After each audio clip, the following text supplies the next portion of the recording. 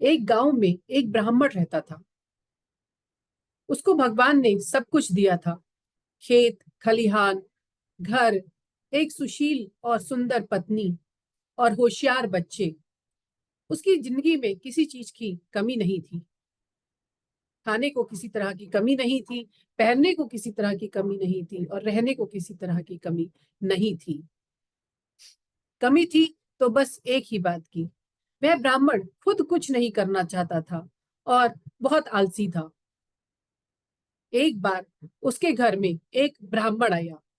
एक बार उसके घर में एक साधु आया और उसने साधु का बहुत अच्छी तरह से आदर सत्कार किया, सम्मान किया, खिलाया पिलाया और रात भर वो साधु आराम से सोया। अगले दिन उठ करके उस साधु ने ब्राह्मण को कहा कि तुमने मेरा बहुत आदर सत्कार किया है, मांगो तुम्हें जो भी वरदान चाहिए। ब्राह्मण ने साधु को कहा कि मुझे बस एक ही वरदान दीजिए कि मुझे कोई काम ना करना पड़े, कोई काम स्वयं ना करना पड़े। साधु ने कहा ऐसा ही होगा, लेकिन याद रखना, तुम्हें मैं तुम्हें ऐसा ही एक वरदान दूंगा, लेकिन याद रखना तुम्हारे पास हमेशा काम करवाने के लिए कुछ ना कुछ होना चाहिए। ये कहकर के साधु चला गया। साधु के जाते ही एक राक्षस जैसा जिन्न आया और जिन्न प्रकट साधु के जाते ही एक राक्षस जैसा जिन्न प्रकट हुआ, जिसे देख करके वह ब्राह्मण सहसा थोड़ा सा डर भी गया। उस उस जिन ने ब्राह्मण से कहा, मुझे काम दो। ब्राह्मण ब्राह्मण थोड़ा सोचने लगा कि इसे मैं क्या काम दूं। इतने में जिन्न बोला, मुझे जल्दी काम दो वरना मैं तुम्हें खा जाऊंगा। ब्राह्मण ने उससे कहा, अच्छा ठीक है, तुम जाओ और खेतों में पानी डाल कर आओ। और ब्राह्मण ने सोचा, चलो अब थोड़ी देर के लिए छुट्टी। बट ब्राह्मण ने जैसे ही पानी का गिलास उठाया और पीने ही वाला था, वह जिन्न वापस लौट करके आ गया और बोला, खेतों में पानी का काम पूरा हो गया है, अब मुझे काम दो। ब्राह्मण ने उससे कहा, अब और कोई काम नहीं है, तुम जाके सो जाओ, सुबह फिर से काम करेंगे। लेकिन जिन ने कहा, मुझे काम दो वरना मैं तुम्हें खा जाऊंगा। ब्राह्मण ने सोचा, इसे खेत जोतने का काम दे देता हूँ, रात भर तो जोतेगा और इस तरह से रात भर निकल जाएगी। उसने उसे खेत जोतने के लिए भेज दिया।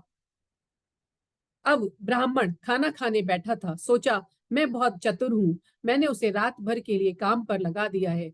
अब उसने पहला निवाला तोड़ा ही था कि वह जिन्न वापस आ गया और बोला, मुझे काम दो, खेत जोतने का काम मैंने पूरा कर दिया है। अब ब्राह्मण को समझ में नहीं आया कि वह उसे क्या काम दे। तभी जिन्न बोला, जल्दी काम दो वरना मैं तुम्हें खा जाऊंगा। ब्राह्मण बहुत परेशान था। तभी उसकी पत्नी ने कहा, आप परेशान मत होइए, आप जाके सो जाइए, मैं इसे काम दे दूंगी।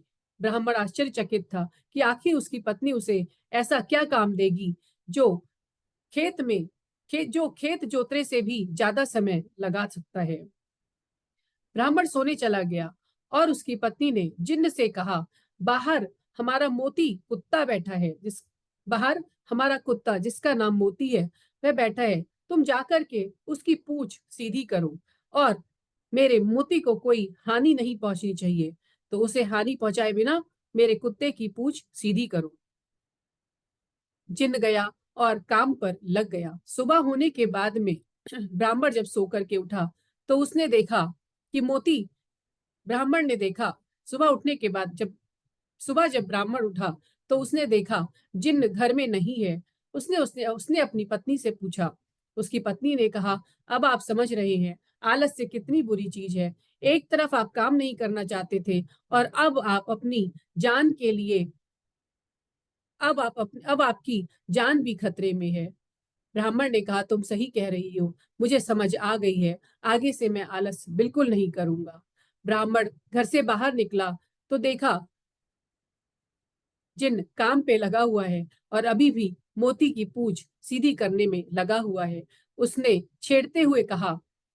जिन को छेड़ते हुए कहा, अब जल्दी से काम फिनिश करो ताकि मैं तुम्हें और भी काम दे सकूं।